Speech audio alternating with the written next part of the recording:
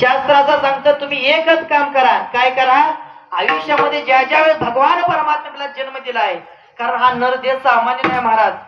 कारण कितीतरी युगाने आपला हा नरदेह आलेला आहे आणि ह्या नरदेहामध्ये जर देवाचं नामस्मरण जर आपण करू शकलो नाही महाराज, तर आपल्यासारखं दुर्दैव दुसरं कोण नाही.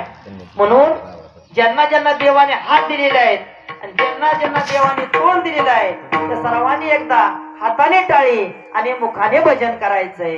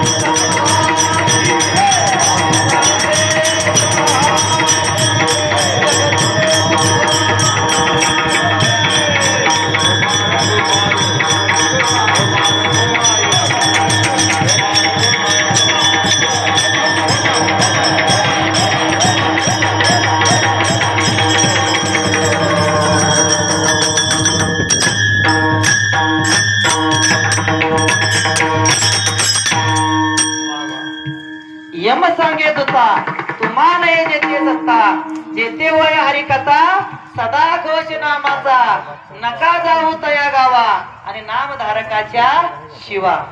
यम आपल्या दूतांना सांगतो बाबा, महिम मध्ये नामस्मरण चालाय, माऊलीचा सोहळा चालाय, आषाढी वारी चालाय आणि मग एक काम करा, नका जाऊ तया गावा आणि नामधारकाच्या शिवा. तुम्ही म्हणता महाराज आमचा फायदा काय? नीट आहे का?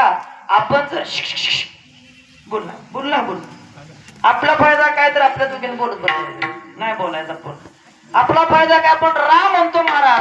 राम म्हणलं की आतले पाप बाहेर पडतात आणि मग म्हणलं की तोंड मिटतं. ते म्हणणार पाप जातात कुठं? जे मंडपात बसलेत आणि भजन म्हणत नाही त्याच्या मस्तकावर जाऊन बसतात. विठ्ठल